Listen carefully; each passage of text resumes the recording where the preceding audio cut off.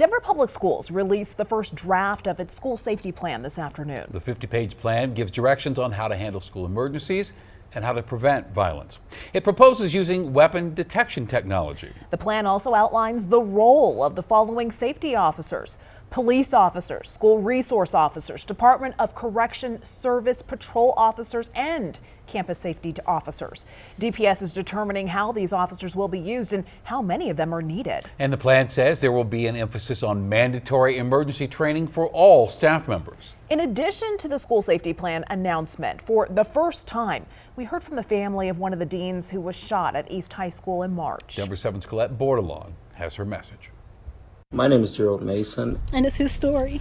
Colinas Newsom knows him as her older brother. I've never seen him mad. I've never seen him sad. Since late March, he's been known as one of two East High deans who were shot by a student during a pat-down at the start of a school day. This is a human being that no one has talked about. The shooting filled the campus with investigators, spurring students to demand change. And we have said so much, and yet it has done nothing within our schools. But Newsom will never forget seeing her brother in the hospital that day. And I saw the shot. She says he was hit in the chest. And he took my hand and he said, "I'm okay."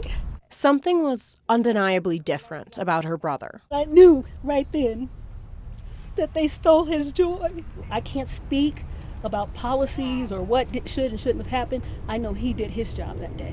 Newsom spoke on the same day Denver Public Schools released the first draft of their long-term school safety plan, a directive from the Board of Education after the shooting at the high school. Certainly pleased that we were able to be immediately responsive to the concerns expressed by students and teachers and parents as stand behind me in putting officers back in the schools. Denver Police Chief Ron Thomas says the department was not part of the drafting process for the plan, but around a dozen school resource officers have been brought back to certain campuses since the shooting. The plan from DPS says schools and their communities will have the power to decide if they're permanent. Everybody should be angry. But Mason's sister, The district can't take care of their people.